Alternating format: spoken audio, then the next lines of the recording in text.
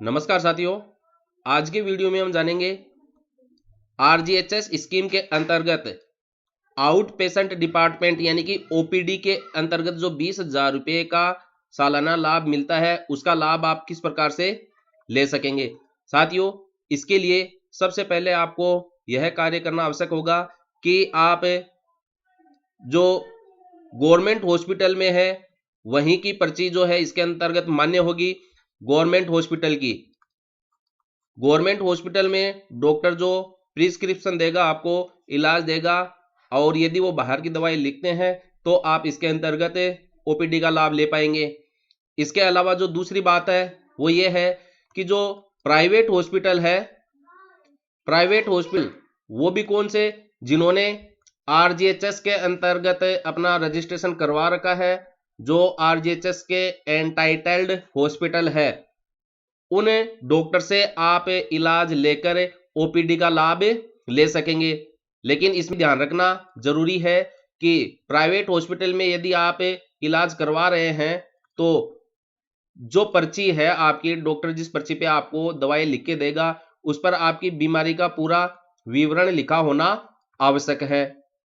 साथियों, बीमारी का विवरण लिखा होना आवश्यक है ही। यदि आप दवाई लिखवा कर ओपीडी का लाभ चाहेंगे तो वह आपका मामला कैंसिल हो सकता है।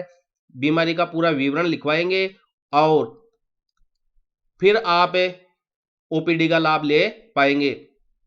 यदि आप किसी अन्य अस्पताल से जो कि आरजीएचएस के अंतर्गत रजिस्टर्ड नहीं है वहां से इलाज लेना चाहते हैं तो गवर्नमेंट हॉस्पिटल के डॉक्टर से आपको पहले परमिशन लेनी होगी। उस परमिशन के बाद में ही आप उन अस्पतालों से इलाज ले सकेंगे जो आरजीएचएस के अंतर्गत रजिस्टर्ड नहीं है।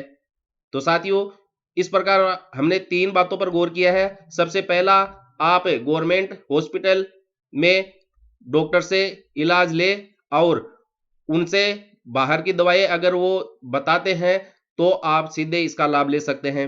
दूसरी बात, उन प्राइवेट हॉस्पिटल्स में आप इलाज ले सकते हैं जो आरजीएचएस के अंतर्गत रजिस्टर्ड है।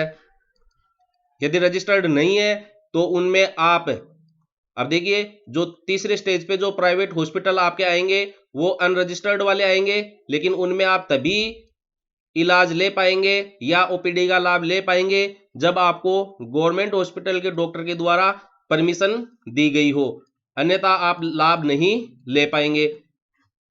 तो इतनी बातों को आपको ध्यान रखना है, तब ही आप ओपीडी का लाभ ले पाएंगे। इसके अलावा अब हम बात करते हैं, कई बार क्या होता है, कई बीमारियां ऐसी होती है जिनकी रेगुलर ट्रीटमेंट पेशेंट का चलता रहता है, तो उस स्थिति में हम क्या करेंगे। तो उसमें भी यही बात लागू होती है। यदि आपका रेगुलर ट्रीटमेंट चल रहा है तो गवर्नमेंट हॉस्पिटल के जो डॉक्टर है उनसे आप दवाएं लिखवाए, या फिर जो आरजीएचएस में लिस्टेड है, एंटाइटल्ड है, वहां के हॉस्पिटल में वहां के डॉक्टर से आप लिखवाए। लेकिन इसमें यह ध्यान रखना आपको जरूरी है कि आपकी बीमारी का पूरा विवरण, डिस्क्रिप्शन जो है डॉक्टर साहब लिख के देंगे। तीसरा, यदि जो हॉस्पिटल लिस्टेड नहीं है वहां आप इलाज ले रहे हैं तो इसके लिए आपको ध्यान रखना होगा कि आप पहले गवर्नमेंट हॉस्पिटल के डॉक्टर से परमिशन लेवे। तो इस प्रक्रिया को अपनाकर जो रेगुलर दवाइयां जिन भी पेशेंट की चल रही है वो ओपीडी का लाभ ले पाएंगे। अब बात करते हैं कि हमने ये 3 में से जो भी प्रक्रिया अपने ऊपर लागू होती है उसको अपना लिया और अपने हाथ में पर्ची आ गई डॉक्टर की, जो भी डॉक्टर साहब ने लिखी है, और उन्होंने दवाएं लिख के दे दी और जो विवरण वगैरह जो भी है वो सब कुछ आ गया इसके अंतर्गत। अब इस पर्ची को लेकर हमें क्या करना है, इसकी हमें एक जेपीजी या पीडीएफ फाइल बनानी है। अब पीडीएफ फाइल बनाने के बाद में देखिए हमें क्या करना है वो मैं आपको बताता हूं। हमें अपने एसएसओ में लॉगिन करना है। ओपीडी लेने के लिए आगे की प्रक्रिया है, एसएसओ में लॉगिन करने के बाद में पुनः हमें आरजीएचएस के एप्लीकेशन पर जाना है।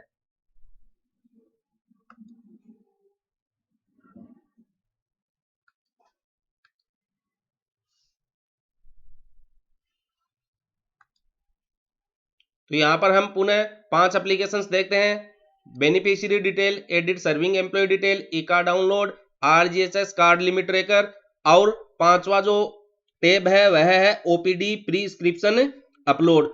तो साथियों, जो पर्ची आपको डॉक्टर से मिली है उस पर्ची का आप पीडीएफ फाइल या जेपीजी फाइल यहां पर अपलोड करेंगे।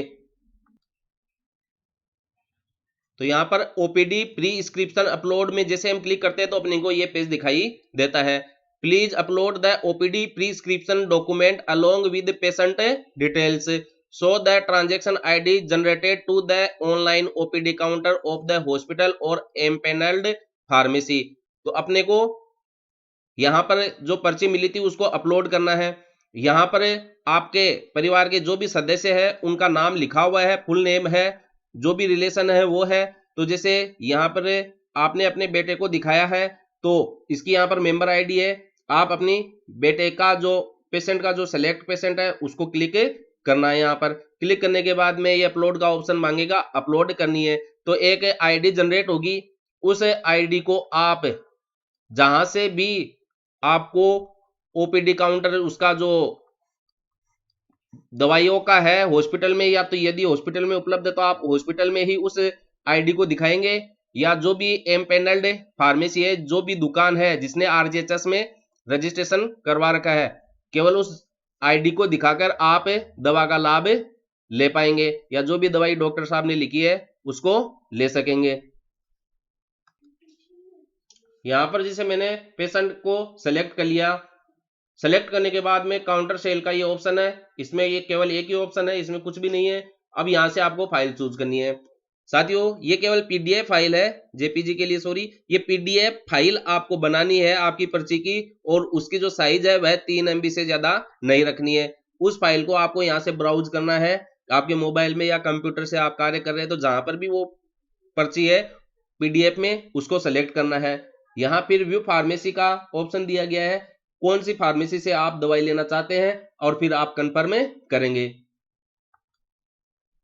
व्यू फार्मेसी पे क्लिक करने के बाद में अपने को स्टेट का नाम पूछेगा, जिले का नाम पूछेगा, जिले का नाम सेलेक्ट कर लेना है, और सिटी का नाम सेलेक्ट कर लेना है।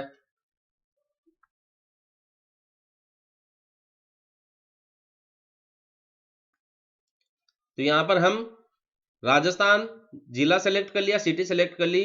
तो ये फिल्टर अभी शायद मुझे लगता है काम नहीं कर रहा है। इसमें राजस्थान के सभी जो फार्मेसी है या जहां से आपको ओपीडी की दवाई मिलेगी उन सब का नाम यहाँ पर शो हो रहा है। तो आप यहाँ पर सर्च का ऑप्शन करके अपना सकते हैं। जैसे झालावाड़ के मेडिकल या फार्मेसी का आपको नाम सर्च करना है तो देखिए यहाँ पर सबसे पहला जो ऑप्शन है वह है, एक तो आयुर्वेद हॉस्पिटल कैंपस झालावाड़ है, दूसरा जो है वह आनंद विहार कोठी रोड झालावाड़ है, बालाजी मेडिकल स्टोर, ये बालाजी मेडिकल स्टोर का है।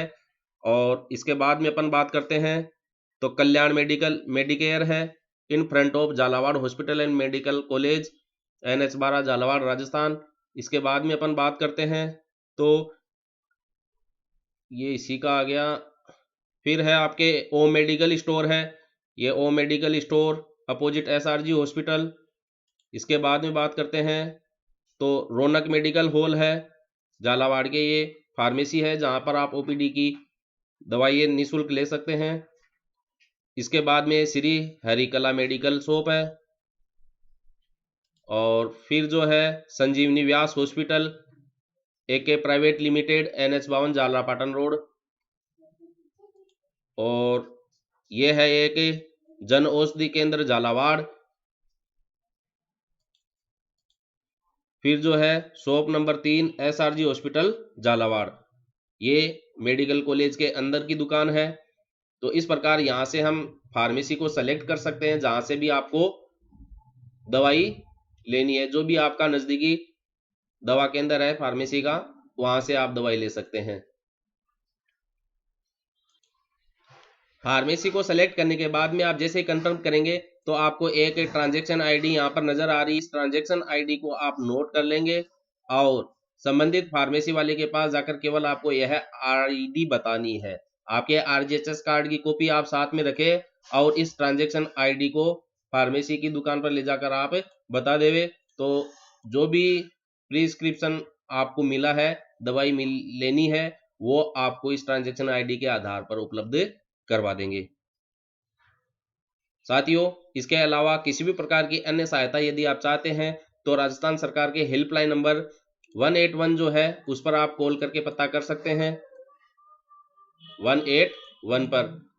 और आप हमें कमेंट बॉक्स में कमेंट करें, हम भी आपकी सहायता के लिए उपलब्ध रहेंगे।